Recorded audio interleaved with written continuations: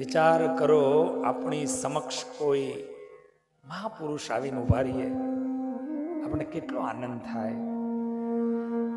એક તમે તમારી દીકરી કે દીકરાને પરણાવતા હોવ, તમને કેટલી એની ખુશી, કેટલો આનંદ હોય. ત્યારે કાલે સ્વયં ઠાકોરજીના લગ્નો અને એની અંદર તમે સાથે મળી અને જે કાર્ય કરી રહ્યા હતા, ખરેખર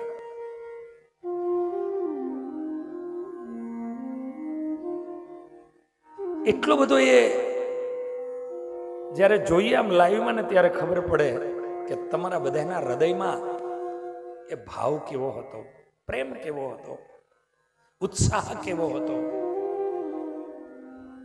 અને આ ઉત્સાહ ઉપરથી જ ઉત્સવ નામ પડ્યું છે. ઉત્સવનો અર્થ શું? ઉત વત્તા ઈશ્વર. ઉત્સવ, ઉત વત્તા સૌ બરોબર ઉત્સવ. ઉત એટલે ઈશ્વર, સૌ એટલે સામીપ્ય. જે પ્રવૃત્તિ કરવાના માધ્યમે કરી અને તમે ઠાકોરજીના સાનિધ્યમાં, ઠાકોરજીની નજીક જાઓ, એનું નામ ઉત્સવ. ઉત એટલે ઈશ્વર, સૌ એટલે સામીપ્ય. એ જે તમે અહીંયા જાઓ એનું નામ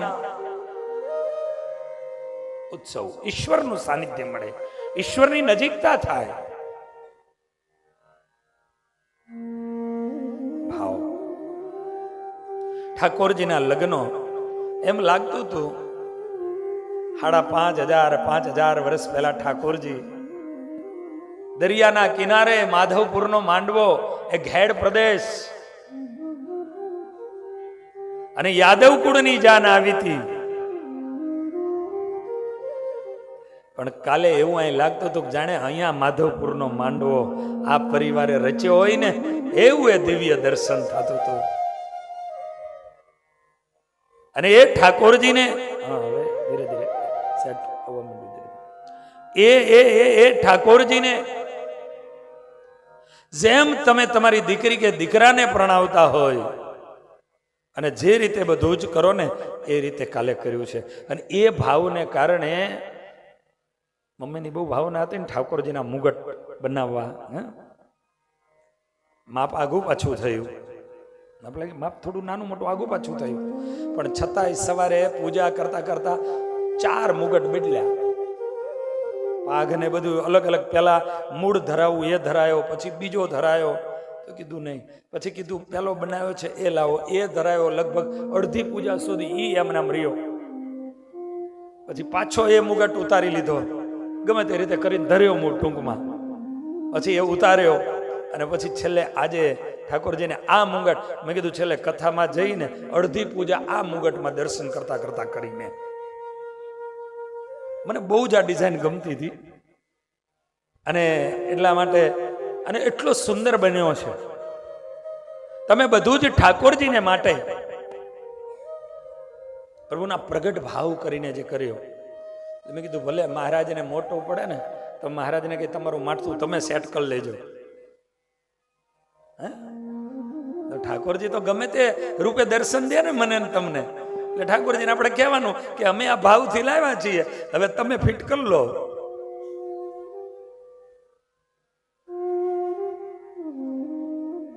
તો આજ ભગવાન પ્રગટ છે એવા ભાવની સાથે લગ્નો કર્યા માં રૂક્ષ્મણીજી.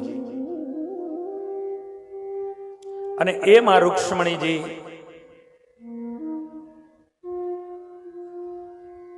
આજે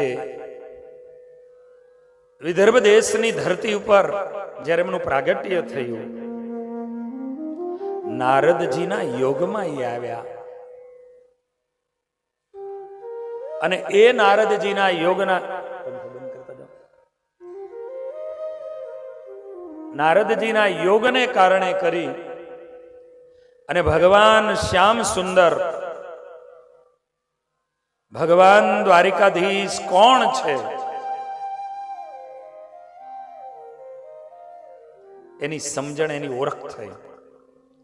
સાચા ગુરુ મળે તો એ સાચા ઠાકોરજીની નજીક લઈ જાય અને પરમાત્માની મૂર્તિમાં આપણને ઓતપ્રોત કરાવે. આપણને ઉત્પ્રોત કરાવે.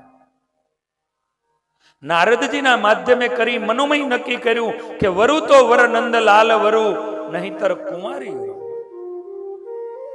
વરુ તો નંદલાલ વરુ. આ મનોમય નક્કી કરેલું. અને મોટો ભાઈ એવું ઈચ્છતો હતો કે આપણી બેનને મોટા ઘરે પરણાવીએ તો મોટાની સાથે આપણો સંબંધ થાય, એટલે આપણે સમાજમાં મોટા કહેવાઈએ. ઘડિયા લગ્ન લીધા એના કારણે કરીને. અને આ જ્યારે ખબર પડી રૂક્ષ્મણીજીને, રૂક્ષ્મણીજીએ દિવ્ય ભગવાનની શરણાગતિનો સ્વીકાર કરતા પત્ર લખ્યો હતો. એ પત્ર એટલો દિવ્ય પત્ર છે કે આજ પણ તમારા લગ્નની અંદર બ્રહ્મદેવ ઈ જ 7 શ્લોક, તમે ફેરા ફરો ચોરીની અંદર ઈ જ 7 શ્લોક બોલાય છે. ભગવાનને જે દિવ્યતાથી એને પત્ર લખ્યો હતો, કેટલી એમાં દિવ્યતા હશે. એની અંદર ઠાકોરજીની શરણાગતિ છે.